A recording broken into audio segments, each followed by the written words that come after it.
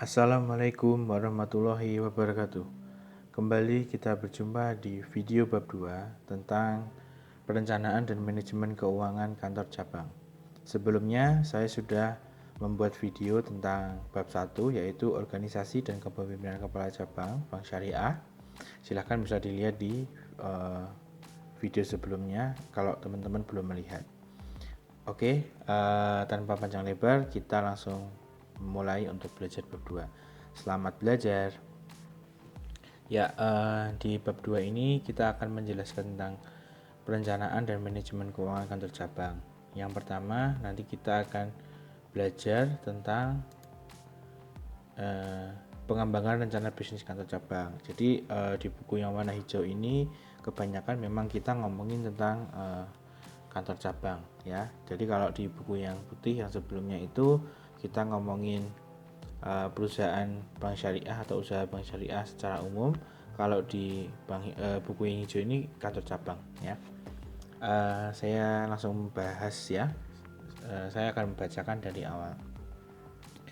Dalam rangka mengarahkan kegiatan operasional bank sesuai visi dan misinya, bank maupun cabang bank perlu menetapkan sasaran strategis, ya garis bawah ya, sasaran strategis dan seperangkat nilai perusahaan yang dijabarkan lebih lanjut dalam rencana bisnis yang disusun secara matang dan realistis atau wajar berdasarkan prinsip kehati-hatian dan penerapan manajemen risiko secara komprehensif.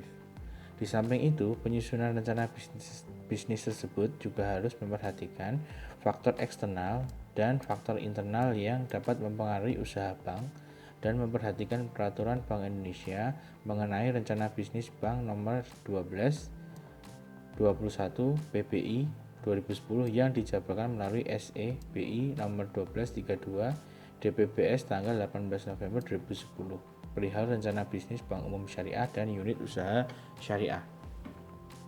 Oke. Dengan mempelajari bab ini, pembaca modul diharapkan mampu 1. Memahami konsep pembuatan rencana bisnis bank.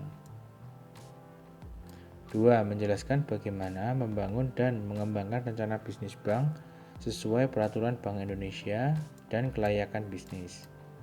Yang ketiga, menjelaskan tahap-tahap dalam pembuatan rencana bisnis cabang.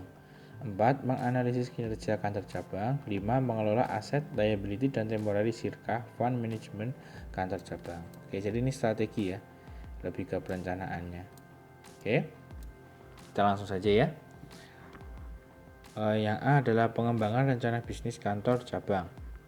Dalam Islam, manusia diwajibkan membuat perencanaan hidupnya, baik sebagai individu maupun sebagai pemimpin. Sebagaimana firman Allah Subhanahu wa taala, "Hai orang-orang yang beriman, bertakwalah kepada Allah dan hendaklah setiap diri memperhatikan apa yang diperbuatnya untuk hari esok atau akhirat. Dan bertakwalah kepada Allah, sesungguhnya Allah Maha mengetahui apa yang kamu kerjakan." Rencana juga merupakan bagian dari ajaran Islam sebagaimana kisah Nabi Yusuf alaihissalam yang menganjurkan kepada Raja Mesir untuk bercocok tanam selama 7 tahun demi menghadapi masa paceklik.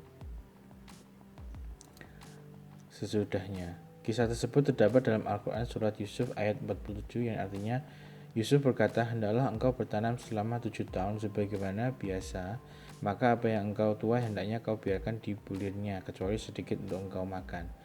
Bab ini akan menjelaskan tentang bagaimana konsep perencanaan ya, dan apa yang perlu dipertimbangkan dalam membuat dan mengembangkan rencana kegiatan usaha cabang atau bank, baik untuk jangka pendek 1 tahun maupun jangka menengah, termasuk rencana untuk meningkatkan kinerja usaha dengan tetap memperhatikan pemenuhan ketentuan kehati-hatian dan penerapan manajemen risiko.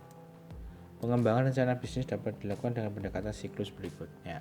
Sekarang kita bahas rencana bisnisnya. Nah, pendekatannya ada apa saja sih? Nah, kita akan pelajari di sini.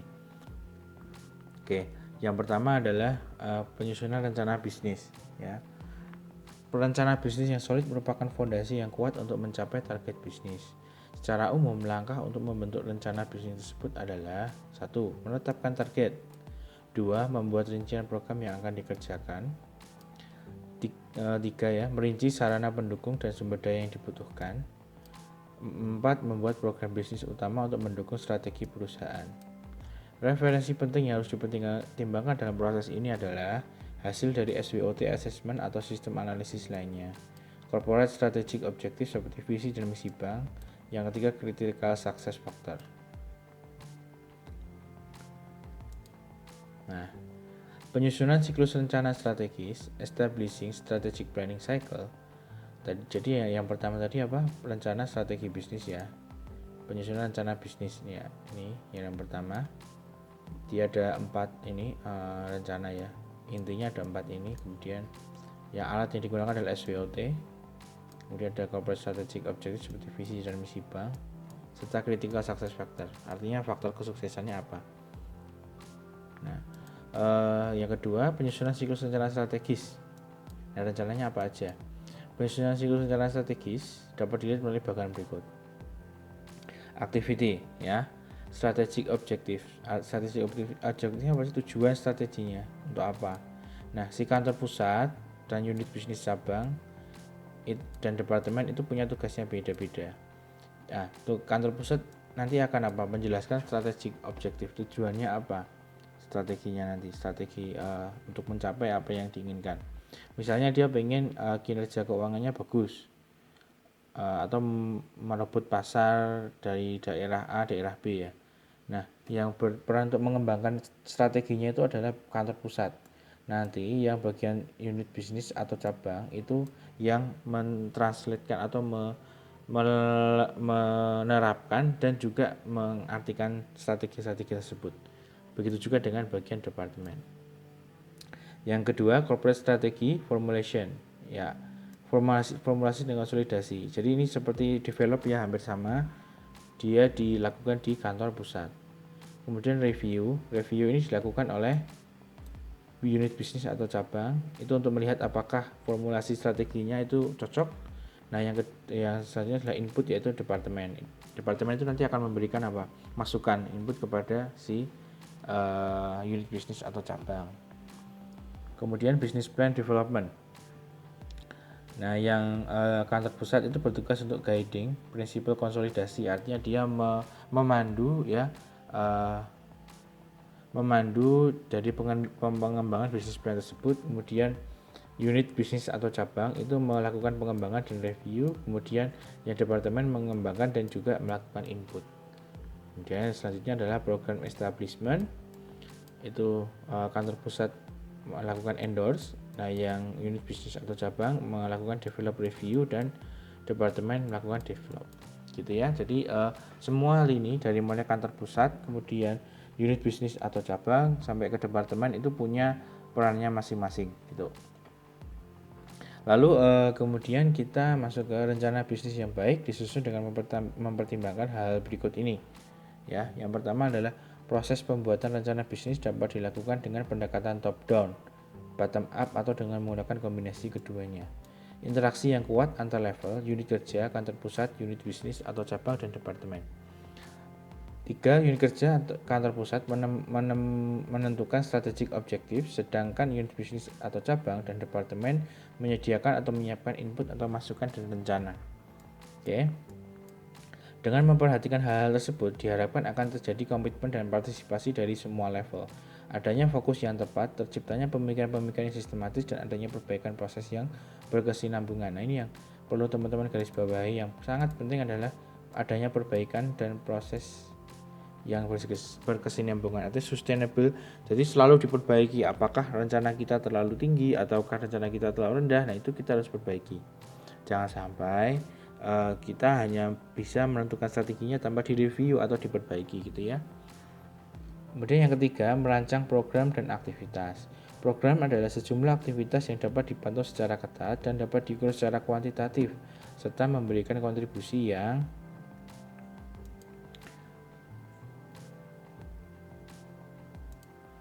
signifikan kepada perusahaan.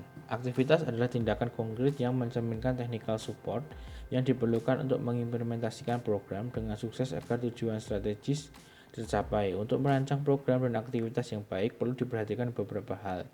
Yang satu, ketersediaan dana. 2, value creation dan delivery of program. Jadi nilai itu kan manfaat yang diterima oleh konsumen. Delivery program itu ya pengiriman dari value creation tadi apakah sampai apa enggak, itu yang dilihat. Yang ketiga, indikator makroekonomi. Keempat, kebutuhan sumber daya. Yang kelima, keseimbangan portofolio bisnis.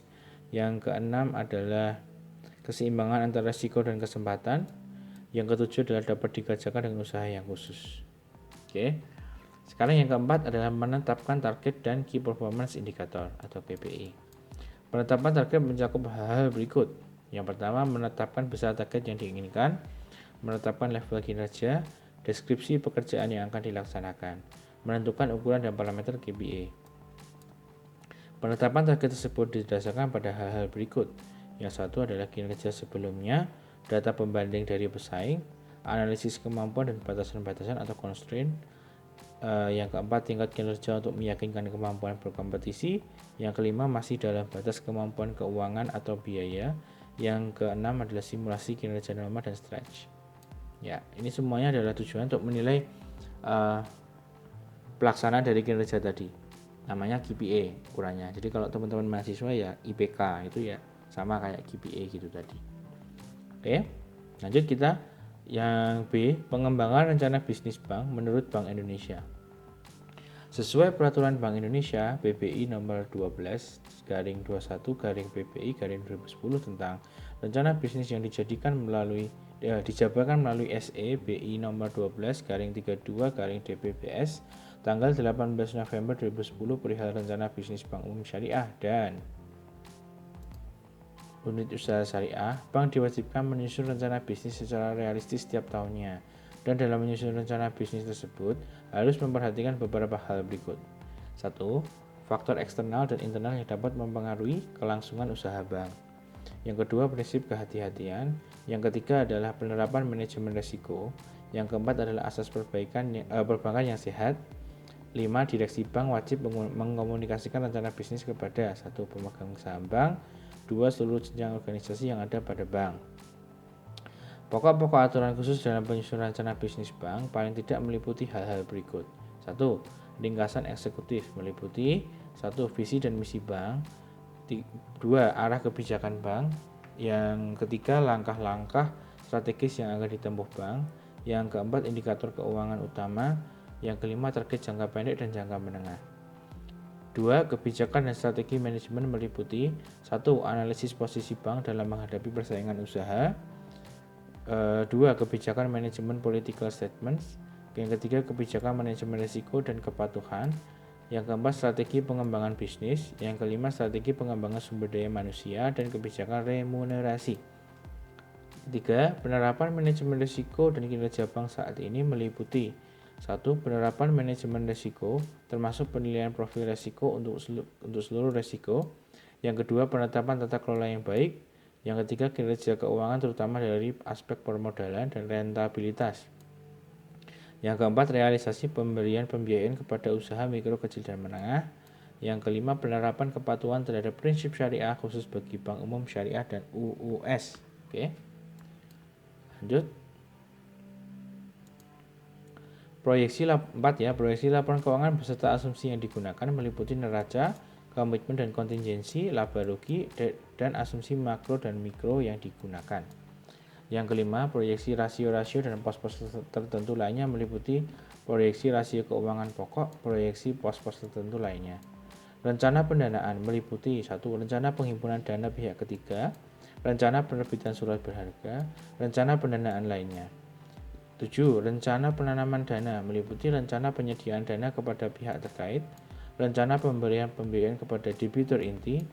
3. Rencana pemberian pembiayaan berdasarkan kegiatan usaha tertentu. Rencana pembiayaan berdasarkan lapangan usaha, jenis penggunaan, provinsi, jenis akad khusus untuk bank umum syariah dan UUS. Rencana pemberian pembiayaan kepada usaha mikro, kecil, dan menengah atau UMKM berdasarkan lapangan usaha, jenis penggunaan, provinsi.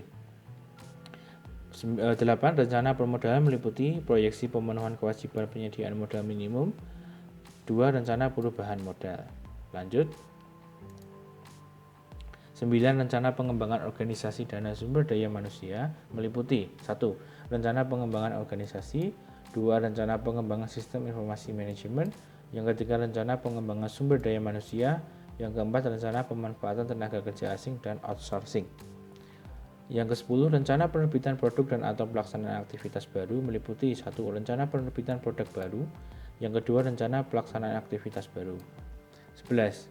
Rencana pengembangan dan atau perubahan jaringan kantor meliputi 1. Bagi bank umum, rencana pembukaan kantor wilayah atau kantor cabang, kantor fungsional, kantor cabang pembantu, kantor kas, kegiatan pelayanan kas, dan kantor di luar negeri termasuk rencana pengembangan dan perubahan jaringan kantor bagi UUS. Yang kedua, bagi bank umum syariah, rencana pembukaan kantor cabang pembantu, kantor kas, kegiatan pelayanan kas, dan kantor di luar negeri. Informasi lainnya meliputi informasi yang perlu disampaikan karena mempengaruhi kegiatan usaha bank yang tidak disebutkan dalam cakupan rencana bisnis sebagaimana dimaksud dalam penjelasan di atas. Oke, itu cakupan dari detail rencana-rencana strategis dari bank syariah, sangat banyak ya. Ya, teman-teman nanti bisa lebih baca lagi. Saya rasa jelas ya program-programnya. Sekarang kita masuk ke C, analisis kinerja bank dan kantor cabang bank. Kinerja suatu bank atau unit kerja termasuk cabang biasanya diukur dengan aspek kuantitatif dan kualitatif, merujuk pada target kinerja yang biasa disebut dengan Key Performance Indicator atau KPI. Jadi sudah pernah saya jelaskan tadi ya. KPI itu sama kayak IPK kalau bagi teman-teman. Nah, kalau di sini berarti namanya KPI untuk apa? Menilai kinerja pegawai atau organisasi. Kinerja kuantitatif secara konsolidasi dapat dilihat dari laporan keuangan, sedangkan secara kualitatif dapat dilakukan pendekatan penilaian tingkat kesehatan bank sebagaimana ditetapkan oleh Bank Indonesia. Kinerja suatu bank atau cabang tersebut diukur dengan cara membandingkannya dengan periode sebelumnya, proyeksi keuangan atau terhadap benchmark dengan bank lainnya. Berdasarkan kinerja bank atau cabang, dapat dilakukan analisis evaluasi pencapaian kinerja keuangan bank atau cabang sebagai bahan untuk menentukan tindakan apa yang harus dilakukan agar kinerja bank atau cabang dapat tercapai sesuai dengan yang direncanakan. Dengan mempelajari bab ini, pembaca modul diharapkan mampu 1. Memahami dan menganalisis laporan kinerja bank. 2. Memahami dan menganalisis laporan kinerja cabang. Jadi ada 2 ya, karena kan banknya sekarang sudah punya cabang, jadi dua-duanya harus dilihat laporannya. 1. Pengertian dan ruang lingkup. Analisis kinerja bank adalah penilaian kinerja berdasarkan suatu acuan penilaian tertentu atau benchmark. Dalam melakukan analisis laporan keuangan, terdapat beberapa hal yang harus diperhatikan, antara lain 1.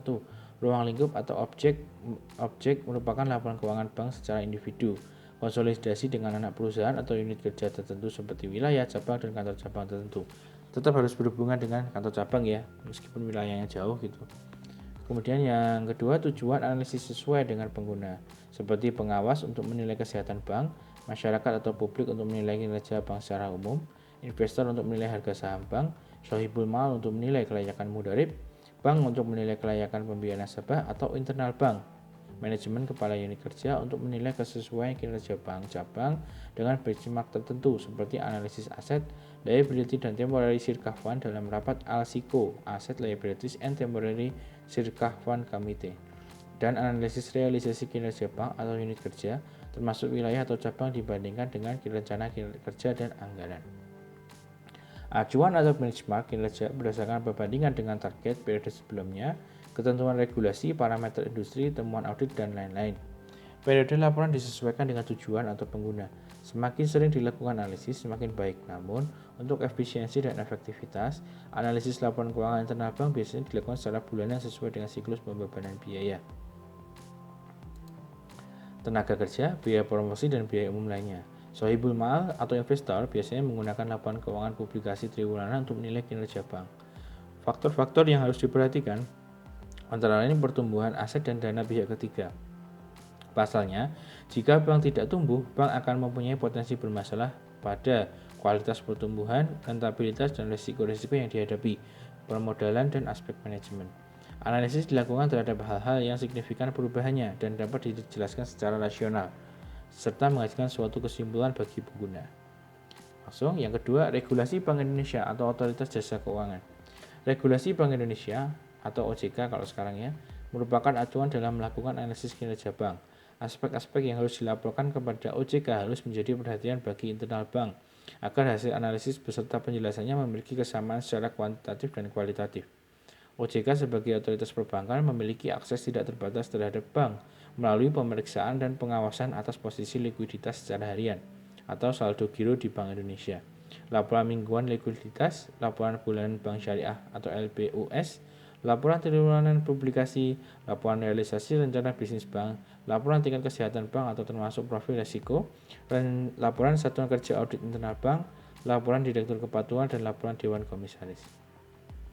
Berdasarkan Peraturan Bank Indonesia Nomor 12/21/PPI 2010 tentang rencana bisnis bank, laporan realisasi pencapaian bisnis atau kinerja bank secara tribulanan minimal mencakup 1. Penjelasan mengenai pencapaian rencana bisnis bank. 2. Penjelasan mengenai deviasi atas realisasi rencana bisnis atau gagalnya. Deviasi itu maksudnya kalau rencananya sekian, gagalnya itu seberapa. Jadi deviasi itu kayak menyimpang dari rencananya gitu. Yang ketiga, tindak lanjut atas pencapaian rencana bisnis. Yang keempat, rasio keuangan dan pos-pos tertentu. 5. Informasi lainnya. Berdasarkan peraturan tersebut, setiap bank juga wajib menyampaikan laporan pengawasan rencana bisnis atau penilaian dewan komisaris secara semesteran yang isinya minimal mencakup 1. Pelaksanaan rencana bisnis bank secara kuantitatif dan kualitatif. 2. Faktor-faktor yang mempengaruhi kinerja bank. 3. Upaya memperbaiki kinerja bank. Secara umum, penilaian tingkat kesehatan bank menggunakan framework CHAMELS, Capital, Asset, Quality, Management, Earning, Liquidity, and Market Sensitivity. Peraturan Bank Indonesia Nomor 9/1/PPI 2007 tentang penilaian tingkat kesehatan bank umum berdasarkan prinsip syariah mengatur bahwa tingkat kesehatan bank syariah merupakan hasil penilaian kualitatif atas berbagai aspek yang berpengaruh terhadap kondisi atau kinerja suatu bank atau UUS melalui penilaian kuantitatif dan penilaian kualitatif. Penilaian peningkatan komponen atau rasio keuangan pembentuk faktor permodalan, kualitas aset, rentabilitas, likuiditas, dan sensitivitas terhadap risiko pasar dihitung secara kuantitatif, sedangkan penilaian peringkat komponen pembentuk faktor manajemen dilakukan melalui analisis dengan mempertimbangkan indikator pendukung dan unsur judgement. Rasio-rasio keuangan yang digunakan untuk menghitung peringkat faktor permodalan, kualitas aset, rentabilitas, likuiditas, dan sensitivitas atas risiko pasar dibedakan menjadi rasio utama, rasio penunjang, dan rasio pengamatan atau observe. Rasio utama merupakan rasio yang memiliki pengaruh kuat atau high impact terhadap tingkat kesehatan bank seperti CAR, untuk rasio permodalan, rasio KAP, untuk kualitas aset, rasio NOM ya, untuk rentabilitas, rasio NOM untuk likuiditas, dan rasio MR atau market risk untuk sensitivitas atas risiko pasar. Rasio penunjang adalah rasio yang berpengaruh secara langsung terhadap rasio utama. Rasio pengamatan atau observe adalah rasio tambahan yang digunakan dalam analisis dan pertimbangan atau judgement. Bank dapat menggunakan seluruh rasio utama, rasio penunjang, dan rasio pengamatan secara bersamaan atau sebagian untuk menilai peringkat faktor keuangan dengan pembagian bobot yang ditetapkan sesuai kebijakan internal bank. Secara umum, perbankan menggunakan rasio utama sebagai dasar untuk menilai peringkat faktor keuangan, namun tetap menghitung rasio penunjang dan rasio pengamatan sebagai pelengkap. Rasio utama yang digunakan untuk menilai peringkat faktor keuangan adalah CAR untuk rasio permodalan, rasio KAP untuk kualitas aset, rasio NOM untuk rentabilitas, rasio STM atau short term mismatch untuk likuiditas, dan rasio MR untuk sensitivitas atas risiko pasar. Peringkat faktor keuangan atas setiap rasio tersebut terdiri dari 5 peringkat, yaitu peringkat 1, 2, 3, 4, dan 5. Jadi nanti di ranking ya, nilainya yang gede itu yang mana gitu. Penilaian terhadap faktor manajemen meliputi penilaian terhadap komponen-komponen berikut. 1. Kualitas manajemen umum, penerapan manajemen risiko terutama pemahaman manajemen atas risiko bank atau UUS. 2. Kepatuhan bank atau UUS terhadap ketentuan yang berlaku, komitmen kepada Bank Indonesia maupun pihak lain, dan kepatuhan terhadap prinsip syariah termasuk edukasi kepada masyarakat pelaksanaan fungsi sosial. Peringkat setiap komponen manajemen terdiri atas 4 peringkat, yaitu peringkat A, B, C, dan D. Peringkat manajemen A mencerminkan bahwa bank memiliki kualitas tata kelola atau corporate governance yang baik dengan kualitas manajemen risiko dan kepatuhan yang tinggi terhadap peraturan yang berlaku dan prinsip syariah. 2. Peringkat manajemen B mencerminkan bahwa bank memiliki kualitas tata kelola atau corporate governance yang cukup baik dengan kualitas manajemen risiko dan kepatuhan yang cukup tinggi terhadap peraturan yang berlaku dan prinsip syariah.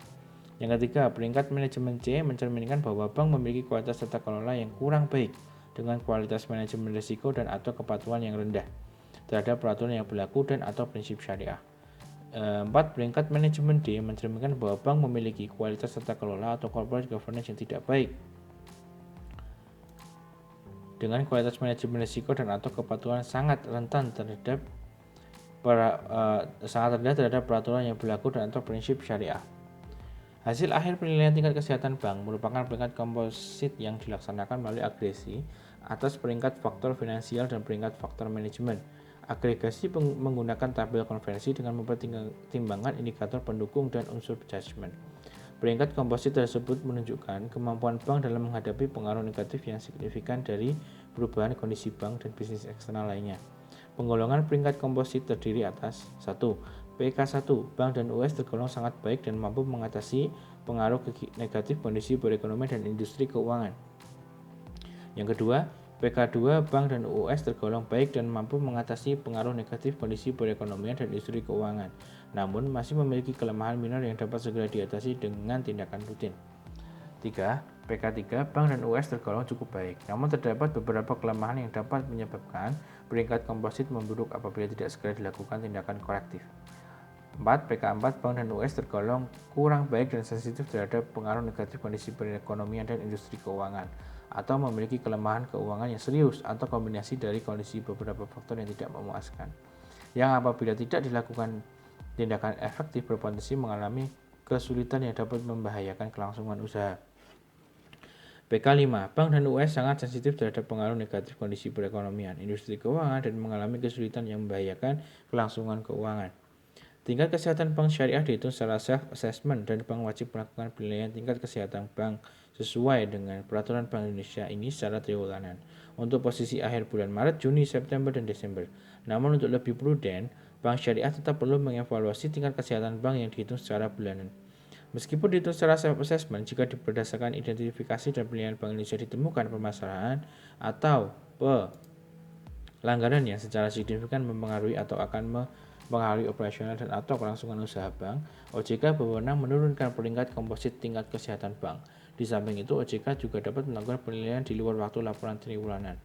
Hasil penilaian tingkat kesehatan bank tersebut mempengaruhi kegiatan usaha yang diperbolehkan oleh Bank Indonesia dan kepemilikan bank. Bank yang sehat diberikan keleluasaan lebih dalam melakukan ekspansi usaha, termasuk pembukaan jaringan kantor, sedangkan bank yang kurang sehat diminta untuk lebih fokus pada perbaikan kinerja, bahkan jika perlu menambah permodalan atau divestasi dan mengundang masuk pemodal baru. Pelanggaran terhadap kesehatan bank dapat berdampak pengenaan teguran tertulis, pembekuan kegiatan usaha tertentu dan atau pencantuman pengurus dan atau pemegang saham bank dalam daftar orang yang dilarang menjadi pemegang saham dan pengurus bank. 3. Analisis laporan keuangan bank secara internal praktis. Sesuai standar akuntansi keuangan, laporan keuangan bank syariah meliputi antara lain 1. Komponen laporan keuangan yang mencerminkan kegiatan komersial yang terdiri atas laporan posisi keuangan, laporan laba rugi komprehensif, laporan perubahan ekuitas, laporan arus kas. Yang kedua, komponen laporan keuangan yang mencerminkan kegiatan sosial yang terdiri atas laporan sumber dan penyaluran dana zakat, laporan sumber dan penggunaan dana kebajikan. Yang ketiga, komponen laporan keuangan yang lainnya yang mencerminkan kegiatan dan tanggung jawab entitas syariah antara lain seperti laporan rekonsiliasi pendapatan dan bagi hasil. Sesuai ketentuan Bank Indonesia dalam laporan publikasi, ada 3 tambahan laporan selain yang telah disebutkan di atas, yaitu laporan komitmen dan kontingensi, laporan aktiva produktif, dan rasio-rasio keuangan. Untuk keperluan analisis keuangan bagi eksekutif, format yang diperlukan minimal sebagai berikut. Analisis laporan posisi keuangan dan laporan kualitas aktiva produktif. Unsur laporan posisi keuangan bank syariah terdiri atas aset, liabilities dana, sirkah temporer, dan ekuitas. Unsur laporan keuangan tersebut berbeda dengan unsur laporan keuangan pada bank konvensional yang hanya terdiri atas aset, liabilitas, dan ekuitas. Pada bank syariah terdapat unsur dana sirkah temporer yang merupakan jumlah dana yang diterima oleh bank sebagai investasi dengan jangka waktu tertentu dari individu dan pihak lainnya, di mana bank mempunyai hak untuk mengelola dan menginvestasikan dana tersebut dengan pembagian hasil investasi berdasarkan kesepakatan. Dana sirkah temporer tersebut menjadi unsur yang dominan pada laporan posisi keuangan bank syariah. Produk-produk perbankan berupa giro, tabungan, dan deposito dengan akad mudharabah dicatat pada pos tersebut. Analisis posisi laporan keuangan dilakukan dengan membandingkan total aset, pembiayaan yang diberikan, sumber dana bank, modal bank dengan posisi sebelumnya, anggaran atau target, industri perbankan atau kelompok bank sejenis. Komposisi aset dan pasifa pada posisi tertentu juga dapat dibandingkan dengan menggunakan metode common size, yaitu membandingkan setiap pos pada neraca dengan total aset. Komposisi pembiayaan diberikan berdasarkan valuta atau jika ada, dan komposisi sumber dana berdasarkan jenis simpanan dana pihak ketiga atau jenis sumber dana lainnya, seperti pinjaman dari bank lain, surat berharga yang diterbitkan, dan pinjaman lainnya yang diterima. 3. Jika data tersedia, pembiayaan diberikan juga dapat diperinci berdasarkan segmentasi atau jenis produk sehingga analisisnya lebih tajam dan mendalam. 4. Menyebab perkembangan tersebut dianalisis kewajarannya dan dijelaskan faktor-faktor yang terkait, baik yang mendukung maupun yang menghambat. Faktor-faktor yang mempengaruhi pertumbuhan aset, pembiayaan, dan pendanaan tersebut dapat bersifat eksternal maupun internal. Faktor eksternal antara lain perekonomian yang meningkat, suku bunga yang cenderung menurun atau stabil, atau adanya program tertentu dari pemerintah seperti pembiayaan usaha rakyat atau KUR sehingga permintaan pembiayaan meningkat. Sedangkan faktor internalnya antara lain adanya pengembangan produk baru baik pembiayaan maupun pendanaan, pembukaan jaringan kantor dan sarana pendukung lainnya, dan penerbitan surat berharga seperti obligasi. Aktiva yang harus diperhatikan juga adalah posisi akumulasi cadangan kerugian, penurunan nilai atau CKPN, atau penyisihan penghapusan aktiva produktif atas pembiayaan, surat berharga penempatan pada bank lain atau aset lainnya. Kualitas aktiva produktif yang memburuk menyebabkan bank perlu meningkatkan posisi cadangan ini atau sebaliknya. Penghapus bukuan atau write-off juga dapat mengurangi posisi cadangan ini sepanjang telah dilakukan dengan kerugian penurunan nilai aset. Untuk anggaran terhadap perkembangan aktiva tetap dan lain-lainnya juga dilakukan analisis komparasi yang dibandingkan dengan periode sebelumnya, termasuk komposisinya. Dalam laporan perlu ada penjelasan terhadap perubahan yang bersifat signifikan, misalnya akibat pembiayaan barang modal atau CAPEX atau capital expenditure seperti pembukaan cabang baru, renovasi, dan investasi teknologi. 2. Analisis laporan laba rugi. Pendapatan pengelolaan dana bagi hasil dana sirkah temporer dan pendapatan pengelolaan dana bersih. 1. Pendapatan pengelolaan dana berasal dari aktivitas bank sebagai mudharib, yaitu berupa pendekatan margin atau bagi hasil, dan sewa. Pendapatan pengelolaan dana diperoleh dari penyaluran pembiayaan maupun penempatan dana lainnya, seperti pembelian sertifikat Bank Indonesia, FastBiz, penempatan dana pada bank lain, investasi pada surat berharga. Pendapatan pengelolaan dana tersebut juga dapat dibedakan berdasarkan rupiah maupun valuta asing. Analisis pendapatan pengelolaan dana tersebut akan lebih jelas jika dapat dinyatakan dalam bentuk persentase, yaitu membagi pendapatan pengelolaan dana dengan rata-rata posisi pembiayaan dan penempatan dana lainnya, sehingga bisa dibandingkan dengan tingkat imbal hasil pembiayaan yang diberikan atau tingkat imbal hasil penempatan dana lainnya. Oke, sebelum saya lanjutkan, saya bacakan dulu untuk password digit yang pertama. Untuk kelompok 1 adalah 7, untuk kelompok 2 adalah 8, untuk kelompok 3 adalah 8, untuk kelompok 4 adalah 2, untuk kelompok 5 adalah 9, untuk kelompok 6 adalah 8, untuk kelompok 7 adalah 9, untuk kelompok 8 adalah 7. Oke, lanjutkan. Pendapatan pengelolaan dana tersebut baik secara nominal maupun persentase dibandingkan dengan periode sebelumnya, industri perbankan atau anggaran atau target yang ditetapkan. Perkembangan tersebut hendaknya juga menjelaskan faktor penyebabnya, seperti pengaruh pertumbuhan pembiayaan atau penempatan dana lainnya, perubahan tingkat imbal hasil pembiayaan dan dana di pasar atau kualitas pembiayaan atau penempatan dana yang menurun, sehingga mengurangi pendapatan yang seharusnya. Selain itu, juga harus diperhatikan kesesuaian perkembangan pendapatan pengelolaan dana dengan kualitas aktiva produktif dan pembebanan cadangan kerugian penurunan nilai atau CKPN, aset yang terdapat pada laporan kualitas aktiva produktif. Analisis yang sama dengan perkembangan pendapatan pengelolaan dana juga dilakukan terhadap perkembangan beban atau biaya bagi hasil dana sirkah temporer.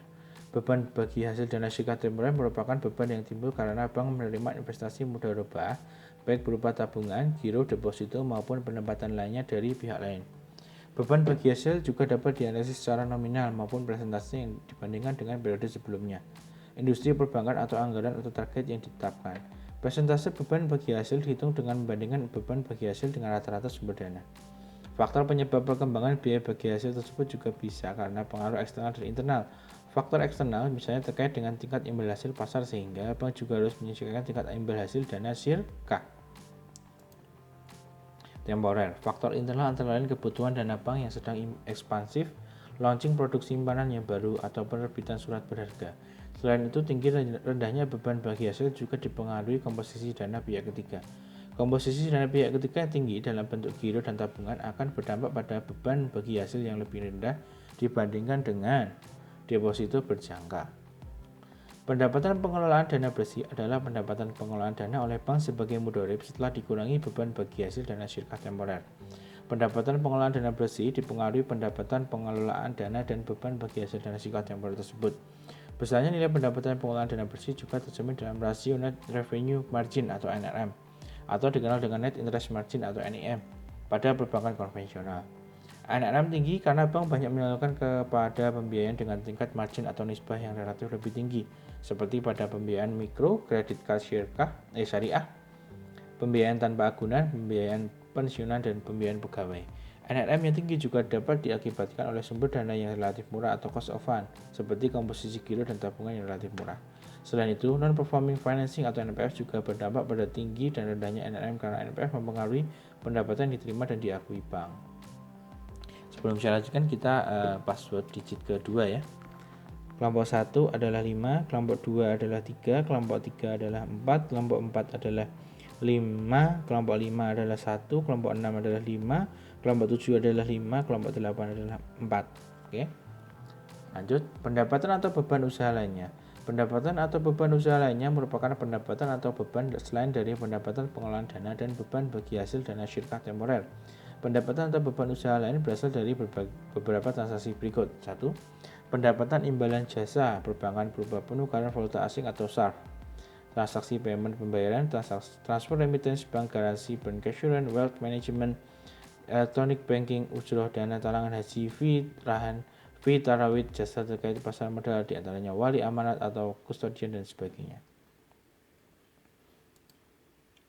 Kerugian, penurunan nilai aset keuangan atau penyisihan, penghapusan aktiva produktif atau PPAP atas pembiayaan, surat berharga dan aset produktif lainnya. Pembiayaan yang memburuk membuat bank harus menambah cadangan kerugian yang dibebankan sebagai biaya. Kerugian resiko operasional yang harus dicadangkan menurut Komite Basel menggunakan metode perhitungan dari Bank Indonesia. Saat ini cadangan kerugian resiko operasional ditetapkan dengan metode indikator dasar atau basic indicator approach sebesar 15% dari pendapatan kotor bank atau gross income. Metode lainnya adalah dengan pendekatan standar dan advanced measurement approach. Semakin tinggi beban ini, resiko operasional pun lebih tinggi.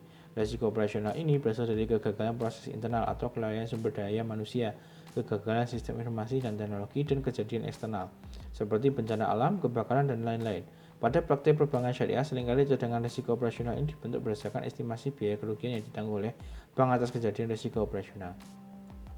Biaya personalia atau tenaga kerja yang meliputi biaya gaji, pendidikan, dan pelatihan, termasuk cadangan biaya sehubungan dengan kewajiban bank untuk membayar manfaat bagi karyawan sehubungan dengan Undang-Undang Ketenagakerjaan Nomor 13 2008 atau yang merupakan kebijakan internal bank, seperti dana pensiun. Penjelasan perubahan dari biaya tersebut harus rasional, misalnya akibat kenaikan gaji yang signifikan, rekrutmen besar-besaran, atau pemutusan hubungan kerja atau PHK. Biaya umum dan lainnya seperti sewa gedung kendaraan, bermotor, pembelian alat tulis kantor, penyusunan promosi, dan biaya lainnya. Biasanya perubahan biaya ini terkait dengan faktor eksternal di antara inflasi atau faktor internal bank seperti ekspansi usaha atau efisiensi usaha. Saya bacakan dulu untuk password digit ketiga ya. Kelompok 1 adalah 8, kelompok 2 adalah 7, kelompok 3 adalah 7, kelompok 4 adalah 3, kelompok 5 adalah 8, kelompok 6 adalah 7, kelompok 7 adalah 6, kelompok 8 adalah 6. Oke. Pendapatan atau beban non operasional. Pendapatan atau beban operasional berasal dari bukan aktivitas inti bank. Pendapatan atau beban non operasional ini bersifat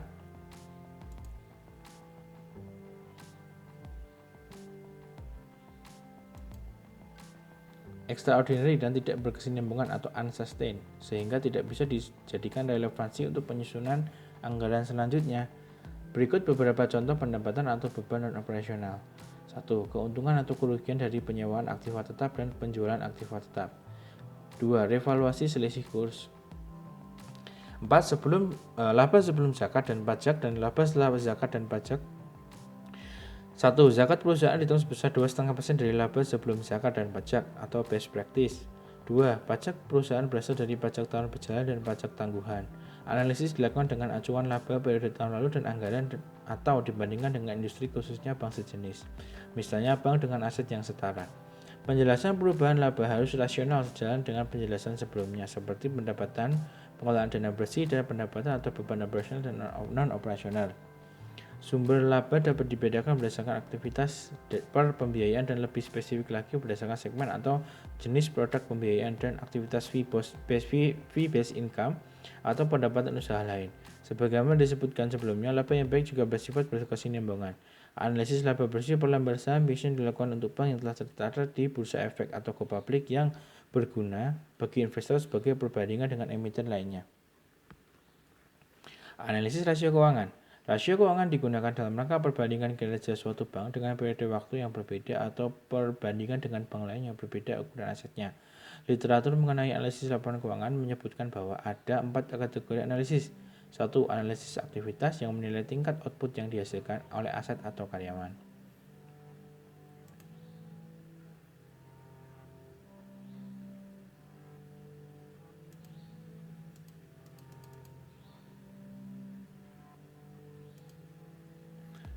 2. Analisis likuiditas yang menilai kecukupan kas atau setara kas perusahaan untuk memenuhi kewajiban jatuh tempo dalam jangka pendek. 3. Analisis solvabilitas untuk menilai kemampuan struktur permodalan dan sumber dana perusahaan untuk memenuhi kewajiban perusahaan dalam jangka panjang. D. Analisis profitabilitas untuk menilai laba bersih perusahaan dibandingkan relatif terhadap penerimaan dan permodalan perusahaan. Umumnya, acuan perbandingan rasio dibandingkan dengan industri atau kelompok bank sejenis. Perbandingan juga dapat dilakukan terhadap periode sebelumnya dan target anggaran serta ketentuan dari regulator. Pengertian dan formula rasio keuangan yang lazim dilakukan dalam industri perbankan telah dibahas dalam modul General Banking tingkat 1. Berikut interpretasi dari rasio keuangan tersebut. 1. CAR. Standar minimal permodalan yang ditetapkan oleh Bank Indonesia adalah 8%. Semakin tinggi rasio CAR, semakin meningkat kemampuan bank dalam mendukung pertumbuhan usaha, termasuk menutup kerugian yang tidak diperkirakan atau unexpected loss. Rasio non-performing financing atau NPF gross dan net. Semakin tinggi rasio NPF gross, semakin tinggi pembiayaan bermasalah dengan kolektibilitas kurang lancar dilakukan dan macet. Namun harus juga dilihat rasio NPF netnya, yaitu rasio setelah pembiayaan bermasalah tersebut dikurangi cadangan kerugian penurunan nilai atau CKPN atau penyisian penghapusan aktiva produktif atau PPAP. Rasio NPF net yang menjadi acuan Bank Indonesia maksimal 5%. Jika tinggi rasio NPF net sebuah bank di atas 5%, bank tersebut dianggap mempunyai risiko pembiayaan yang tinggi. Rasio profitabilitas net revenue margin atau NRM, return on asset ROA, dan return on equity ROE. Semakin tinggi rasio NRM, semakin tinggi kemampuan bank menghasilkan pendapatan pengelolaan dana bersih. NRM di Indonesia termasuk yang tertinggi dibandingkan dengan negara lainnya, termasuk di antara negara-negara Asia dan negara berkembang lainnya seperti tertera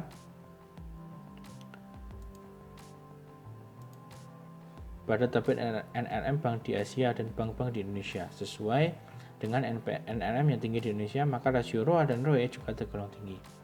Analisis likuiditas. Penilaian likuiditas dimaksudkan untuk menilai kemampuan bank dalam memelihara tingkat likuiditas yang memadai, termasuk antisipasi atas risiko likuiditas yang akan muncul. Penilaian kualitatif faktor likuiditas dilakukan dengan melakukan penilaian terhadap komponen-komponen rasio likuiditas, terutama besarnya aset jangka pendek dibandingkan dengan kewajiban jangka pendek. Selain STM ratio, financing to deposit ratio adalah ukuran yang lazim digunakan dalam pengukuran tingkat likuiditas. Semakin rendah FDR menunjukkan bahwa bank semakin liquid.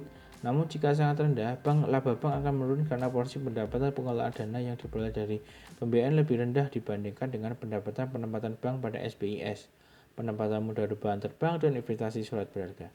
Beberapa rasio likuiditas lain yang digunakan untuk analisis diantaranya adalah tingkat konsentrasi 25 atau 50 deposan inti terhadap total deposito, aktiva liquid dibandingkan dengan pasiva liquid yang jatuh tempo kurang dari 3 bulan, dan rasio antarbank pasiva. Analisis kinerja kantor cabang. Analisis kinerja keuangan cabang pada prinsipnya relatif sama dengan analisis kinerja keuangan bank.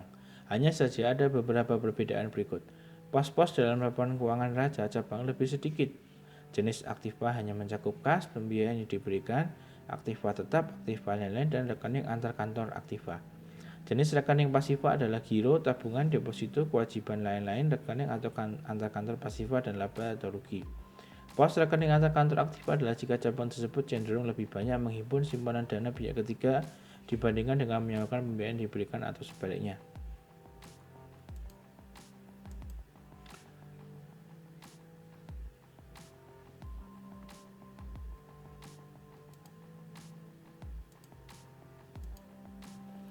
3. Pos-pos dalam laporan keuangan laba rugi cabang lebih sedikit karena tidak ada pendapatan atau beban pengelolaan dana dari transaksi penempatan dana antar bank, jual beli SBIS dan surat berharga atau pembiayaan lainnya. Transaksi tersebut digantikan oleh pendapatan atau beban bagi hasil pengelolaan dana dari rekening antar kantor. Pendapatan atau beban bagi hasil pengelolaan dana rekening antar kantor atau Fund Transfer Pricing atau FTP diperoleh dari tingkat imbal hasil yang ditetapkan oleh manajemen bank bagi dana kantor pusat yang ditempatkan di cabang atau sebaliknya yang menggunakan akad mudharabah. Kegunaan FTP ya, antara lain menghitung kontribusi laba yang wajar bagi setiap unit kerja atau termasuk cabang. Rasio keuangan permodalan kan umumnya tidak digunakan kecuali rasio rentabilitas dan likuiditas. Acuan pembanding atau benchmark dalam analisis risiko keuangan bank seperti likuiditas dapat berbeda satu cabang dengan cabang yang lain. Mengingat saat ini terdapat model cabang yang hanya fokus kepada kegiatan pembiayaan, penghimpunan dana pihak ketiga, dan kegiatan khusus seperti layanan prioritas, pembiayaan mikro, dan pembiayaan konsumer. Acuan pembanding dalam menilai kinerja cabang adalah periode sebelumnya, target anggaran yang ditetapkan atau key performance indicator dan cabang lain. D. Asset Liability and Temporary Shirkah Fund Management atau ALSIMA. Sesuai dengan karakteristiknya, perbankan syariah memiliki 3 unsur pada laporan posisi keuangan yang terdiri atas aset, liabilitas, dan syirkah temporer, dan ekuitas. Unsur laporan keuangan tersebut berbeda dengan unsur laporan keuangan pada bank konvensional yang hanya terdiri atas aset, liabilities, dan ekuitas. Oleh sebab itu, pengelolaan manajemen aset dan pasifa perbankan syariah sedikit berbeda dengan perbankan konvensional. Dan liability management yang lazim dilakukan pada perbankan konvensional dimasukkan unsur pengelolaan atau manajemen dana, syirkah temporer atau syirkah temporary management fund.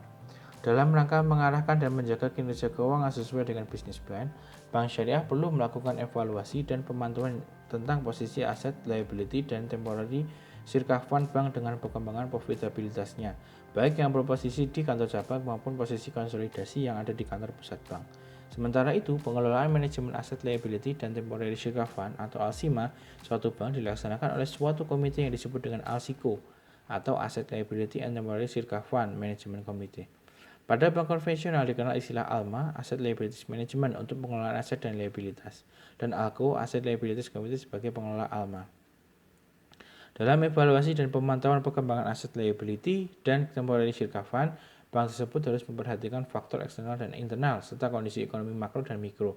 Bagian ini akan menjelaskan tentang proses ALSIMA, fungsi ALSICO, manajemen likuiditas, gap, forex, dan investasi, serta pendapatan. Proses Asset Liability and Temporary Shirkah Fund Management atau ALSIMA.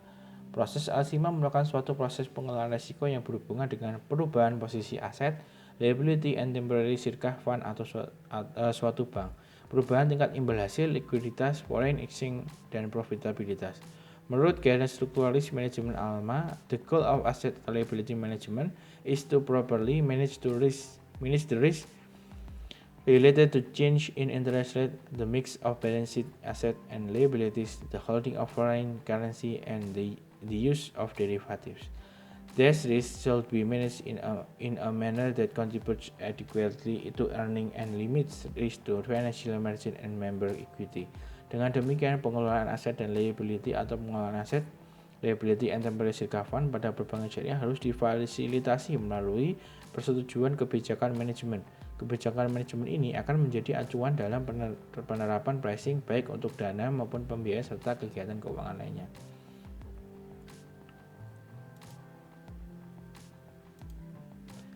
Dua, fungsi utama ALSIMA.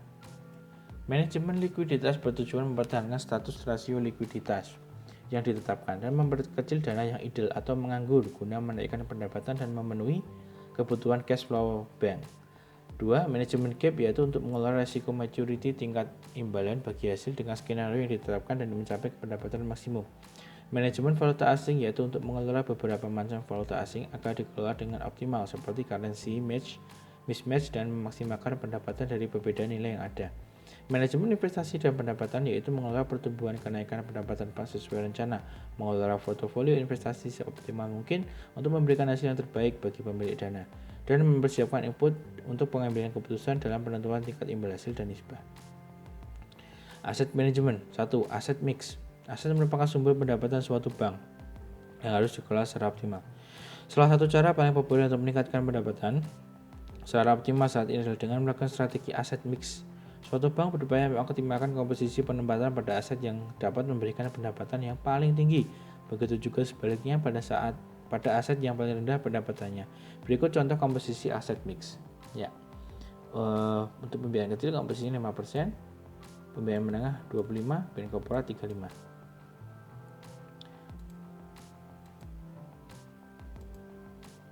Nah, ini ada komposisinya ya, bisa dibaca ya. Besarnya pendapatan dari suatu jenis aset sesuai dengan jenis asetnya secara umum. Dilihat dari jangka waktu aset, pada umumnya aset yang berjangka waktu pendek memberikan pendapatan yang lebih rendah dibandingkan dengan aset yang berjangka waktu lebih panjang. Dilihat dari jenis risiko nasabah, secara umum nasabah retail memiliki tingkat imbalan bagi hasil lebih tinggi daripada nasabah korporat. Dari komposisi aset bank di atas tampak bahwa sebagian besar aset memberikan tingkat pendapatan yang lebih rendah karena 60%-nya ada pada komposisi usaha menengah dan korporat. Untuk meningkatkan profitabilitas dapat dilakukan dengan meningkatkan aset pada pembiayaan retail, konsumen, kendaraan bermotor, dan kepemilikan rumah.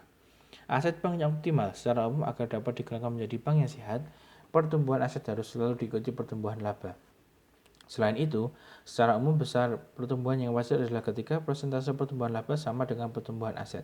Komposisi aset pada neraca merupakan elemen-elemen vital dalam memperoleh keuntungan yang sama pentingnya dengan kebijakan penentuan tingkat imbal hasil. Komposisi earning aset dan volume yang dibandingkan dengan total aset merupakan faktor penting yang dapat mempengaruhi pendapatan pengelolaan dana secara keseluruhan. Sudah merupakan kebijakan bank menggunakan aset seoptimal mungkin untuk meningkatkan kapasitas pendapatan pengelolaan dana. Untuk mencapai tujuan tersebut, pihak manajemen harus memberikan perhatian besar kepada pengawasan kemampuan penyediaan dananya.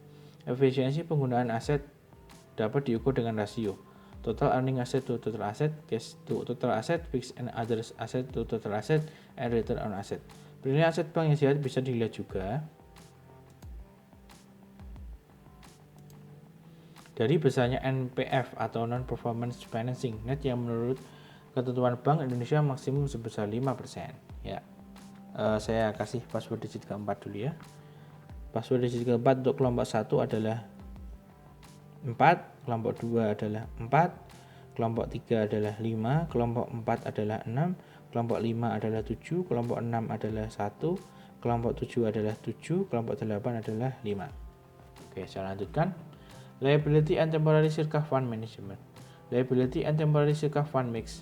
Funding merupakan suatu aktivitas keuangan perbankan dalam upaya mendapatkan dana untuk kegiatan operasional perusahaan. Bank sebagai lembaga perantara atau pengelola dana atau mudarib antara sahibul mal, deposan, dan pengguna dana debitur harus bertindak secara fair agar kegiatan keuangan bisa berjalan efisien. Aktivitas funding dari suatu bank bisa bersumber dari dana jangka pendek maupun dana jangka panjang. Biasanya sumber dana jangka pendek suatu bank berasal dari giro, tabungan, dan deposito. Sedangkan sumber dana jangka panjang bisa dari penerbitan obligasi, modal, dan return earning. Berdasarkan valutanya, sumber dana juga dapat dibedakan menjadi rupiah dan non-rupiah. Sementara itu, berdasarkan penggunaannya, sumber dana dapat terbagi menjadi investasi, modal kerja, dan lainnya. Untuk dapat melakukan efisiensi biaya dana, biasanya bank melakukan optimal mix liability. Kegiatan ini dimasukkan untuk meningkatkan jumlah dana dengan biaya paling murah dengan jumlah dana yang lebih besar atau banyak. Sebagai contoh dari posisi liability mix bank berikut ini dapat dinilai bahwa sebagian besar sumber dana terdiri dari dana mahal, yaitu deposito dan utang obligasi. Untuk dapat menekan biaya modal, bank tersebut harus dapat meningkatkan porsi giro dan tabungan. Ini ya, bisa dibaca ya.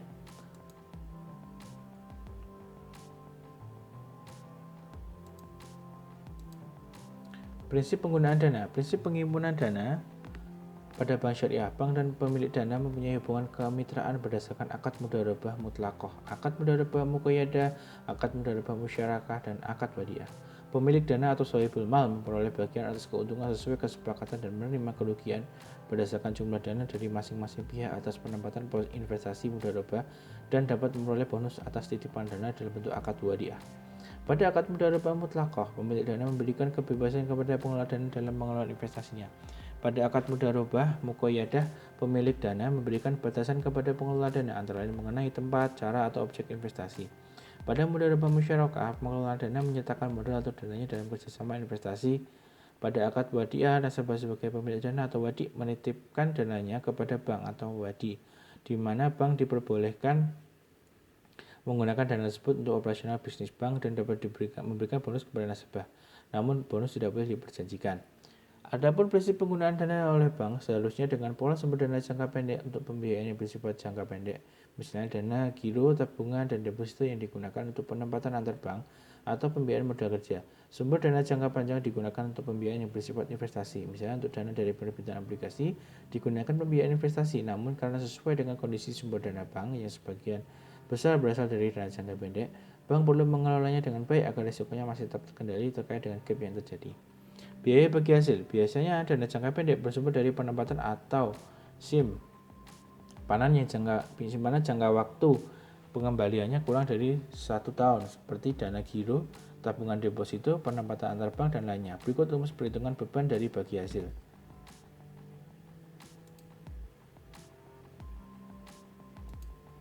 Ya, rumusnya seperti ini ya. Nanti bisa dilihat. Biaya modal atau bagi hasil adalah biaya real yang harus dikeluarkan untuk memperoleh dana baik yang berasal dari dana pihak ketiga, pembiayaan, saham preferensi, saham biasa, maupun laba ditahan untuk mendanai suatu investasi atau operasi perusahaan. Biaya modal dimasukkan untuk mengetahui berapa besar biaya real yang harus dikeluarkan oleh perusahaan untuk memperoleh dana yang diperlukan. Biaya modal atau bagi hasil dapat dihitung berdasarkan biaya bagi hasil untuk masing-masing sumber dana yang disebut modal atau sumber dana individual yang dihitung berdasarkan tiap-tiap jenis modal atau dana. Biaya modal saham preference adalah biaya real yang dikeluarkan atau dibayar apabila bank menggunakan dana dengan menjual saham preference yang diperhitungkan sebesar tingkat keuntungan yang disyaratkan atau required rate of return oleh investor. Berikut rumusnya.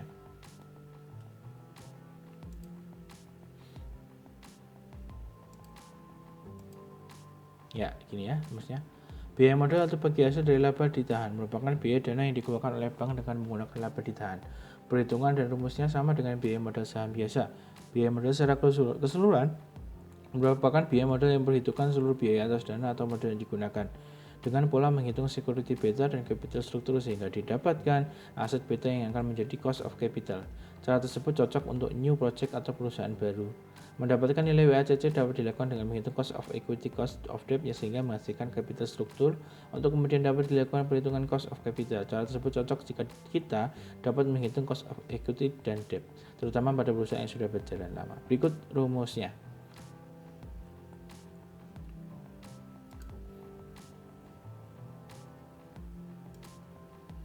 5. Gap management. Pengertian gap.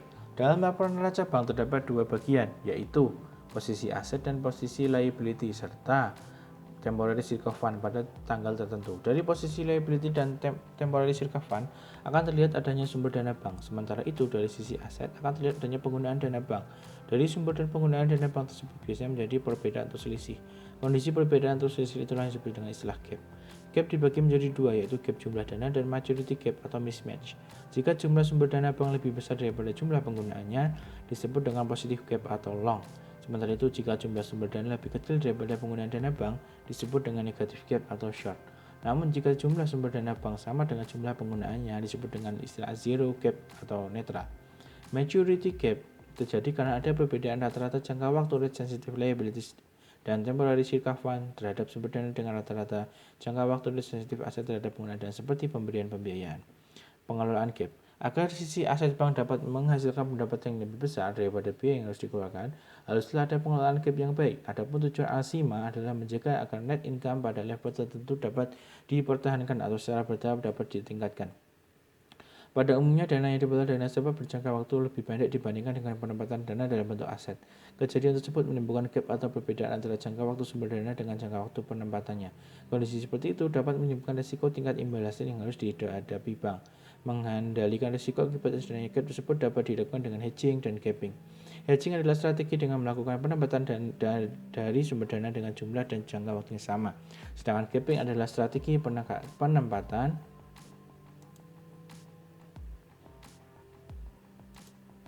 dana dengan melakukan pembedaan jangka waktu antara penempatan dan sumber dana. Jika tingkat timbal hasil pasar diperkirakan akan cenderung naik, sumber dana jangka panjang ditempatkan atau dipinjamkan dalam jangka pendek. Begitu juga sebaliknya. Bila mana tingkat timbal hasil pasar diperkirakan akan turun, maka sumber dana jangka pendek ditempatkan dalam jangka panjang. Cara lain untuk mengelola adanya gap antara sumber dana dan penggunaan dana adalah dengan kebijakan menjaga posisi gap yang wajar sebagai gap limit dengan membandingkan posisi rate sensitive asset dan rate sensitive liabilities dan temporary circle fund. Bila mana tingkat imbal hasil diperkirakan akan naik, bank dapat meningkatkan positif gain limit untuk meningkatkan keuntungan bank atau kondisi sebaliknya. Yang keenam, Asset Liability and Temporary Reserve Fund Management Committee atau ASICO. Pengertian ASICO, agar pengelolaan aset liability and temporary reserve fund bisa dapat terlaksana seperti yang telah dijelaskan di depan, perlu ada suatu kebijakan yang ditetapkan oleh manajemen bank. Kebijakan ASIMA bank tersebut seharusnya dikembangkan, ditetapkan, dilaksanakan, dan dievaluasi sebagai suatu proses kesatuan yang terpadu. Proses tersebut dapat terjadi jika dikelola dengan baik, yaitu dengan membentuk suatu komite yang disebut dengan Komite ASICO. Komite inilah yang diharapkan dapat melakukan perkembangan penetapan dan review kebijakan yang mencerminkan filosofi, falsafah, dan sikap dari manajemen bank. Kebijakan ini tentunya akan diikuti guidelines yang digunakan sebagai nilai kerja keuangan dan indikator untuk mendeteksi kemungkinan adanya penyimpangan. Organisasi ASICO, secara umum struktur organisasi ASICO terdiri atas ketua, sekretaris, anggota, dan narasumber. Ketua ASICO biasanya dijabat oleh direktur utama. Anggota ASICO pada umumnya terdiri dari direktur keuangan, sedangkan bagian lainnya yang terkait adalah divisi treasury, divisi akunting dan keuangan, divisi manajemen risiko, divisi risiko pembiayaan.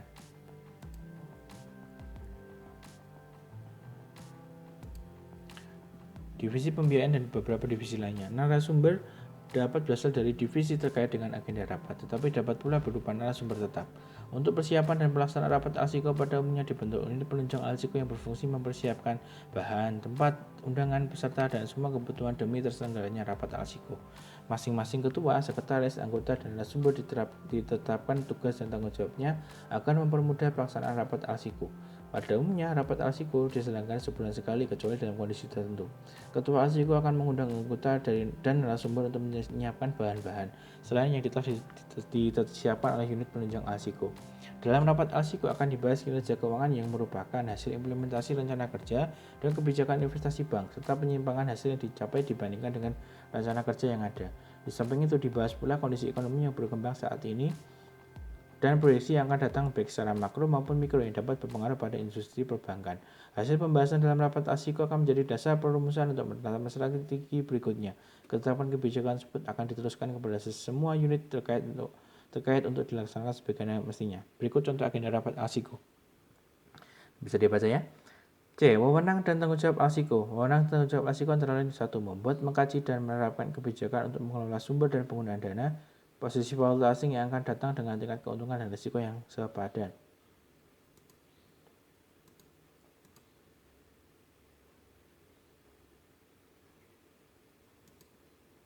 2. Mengkomunikasikan kebijakan-kebijakan yang telah ditetapkan kepada semua unit terkait dengan melakukan pemantauan serta melakukan penyesuaian jika diperlukan.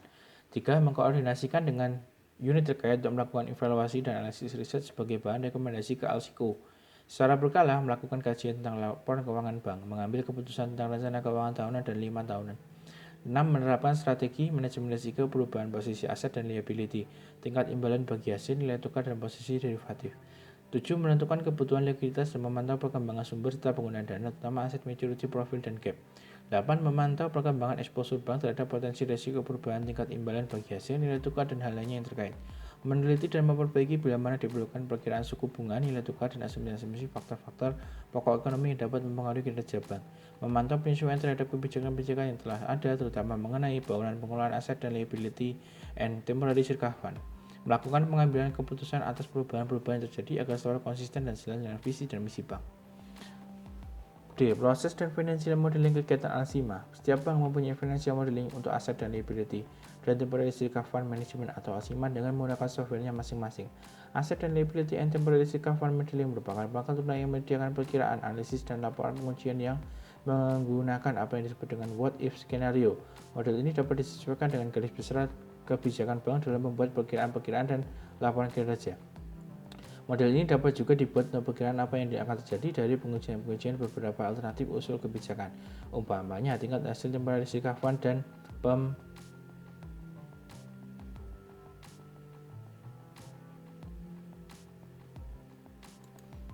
pembiayaan diturunkan, maka akan diketahui dampaknya terhadap profitabilitas bank. 5. Kegiatan-kegiatan bank yang memerlukan keputusan ASICO. Berikut adalah kegiatan-kegiatan bank yang memerlukan keputusan ASICO. 1. Menetapkan besarnya tingkat imbal hasil dana pihak ketiga dan pembiayaan. 2. Menetapkan perkembangan produk. 3. Menetapkan besarnya nilai tukar untuk masing-masing mata uang.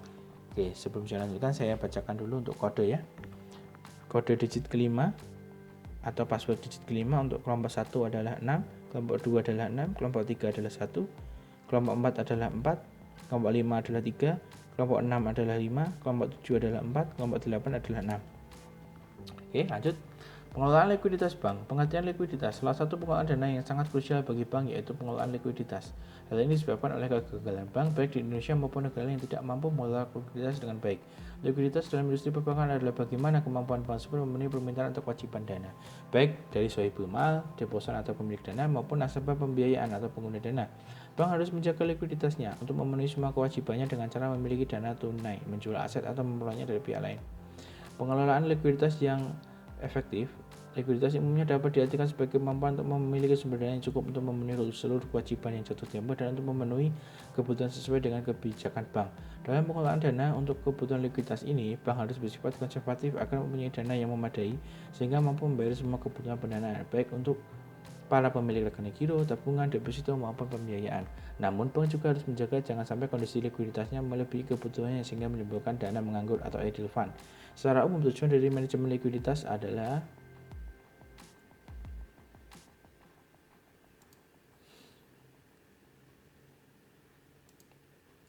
1. Menjaga posisi likuiditas bank sesuai dengan ketentuan atau kebijakan bank yang berlaku. 2. Mengelola idle fund dengan jumlah seminimal mungkin. 3. Menjaga agar aset likuid sesuai dengan kebutuhan cash flow bank dan kebutuhan akan hal yang tak terduga. Menurut ketentuan Bank Indonesia yang diatur dalam ketentuan tata cara pelayanan kesehatan bank, likuiditas dinilai melalui dua jenis rasio, yaitu pertama dengan melakukan perbandingan antara jumlah kewajiban bersih antar bank terhadap aktif lancar dalam rupiah. Kedua, dengan menghitung perbandingan rasio antara jumlah pembiayaan yang diberikan terhadap dana yang dihimpun bank dalam valuta rupiah dan valuta asing dengan FDR. Yang termasuk dalam aktif lancar adalah kas, giro pada Bank Indonesia, sertifikat Bank Indonesia, dan sertifikat surat berharga peserta yang telah diendos oleh bank lain. Dana yang diterima meliputi pembiayaan likuiditas Bank Indonesia, giro, deposito, tabungan masyarakat, pembiayaan bukan bank dengan jangka waktu lebih dari 3 bulan atau tidak termasuk subdep dan deposito. Pinjaman dari bank lain yang berjangka waktu lebih dari 3 bulan, surat berharga yang diterbitkan oleh bank yang berjangka waktu lebih dari 3 bulan, modal inti dan modal pinjaman. Di samping memperhatikan ketentuan Bank Indonesia tersebut, ada beberapa cara yang dapat diterapkan dalam menjaga likuiditas. Di antaranya dengan metode cash flow yang memperhatikan maturity profile baik deposan maupun debitur dan rencana ekspansi dana dan pembiayaan. Menjaga likuiditas juga dapat dilakukan dengan memperhatikan musiman, yaitu mempelajari kapan waktu penarikan dalam jumlah besar atau kecil, atau dengan metode rata-rata harian penarikan uang.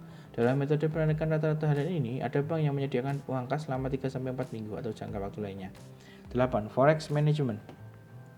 Bank devisa yang dinamis akan memperhatikan bahwa aset, liabilities, dan temporal reserve fund bank terdiri dari bermacam-macam currencies, sehingga menjadi kompleks dalam pengelolaannya. Dalam pengelolaan foreign exchange asset, liabilities, and temporal reserve fund diperlukan pencermatan kehati-hatian karena di dalamnya mengandung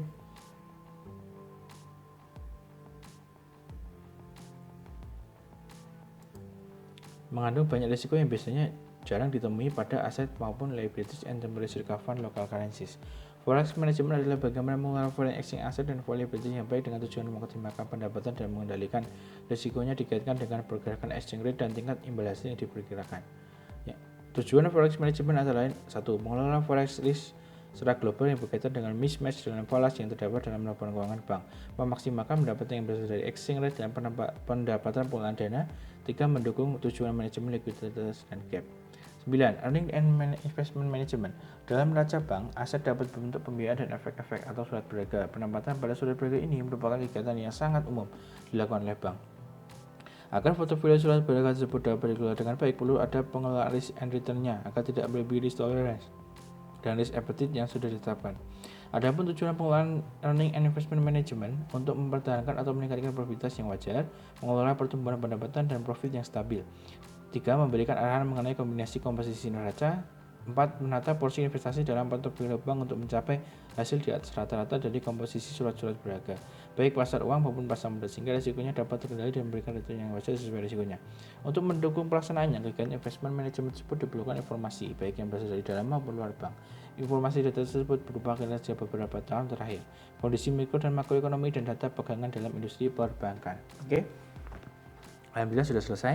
Nah, saya berikan pertanyaan keaktifan seperti biasa ya. Menurut teman-teman dengan kondisi saat ini yang rupiah sedang melemah, bagaimana manajemen foreign exchange-nya bagi bank syariah? ya. Nanti berhubungan sama yang nomor 8 tadi. Oke, terima kasih sudah melihat video ini. Jangan lupa like, subscribe, dan komen. Terima kasih. Wassalamualaikum warahmatullahi wabarakatuh.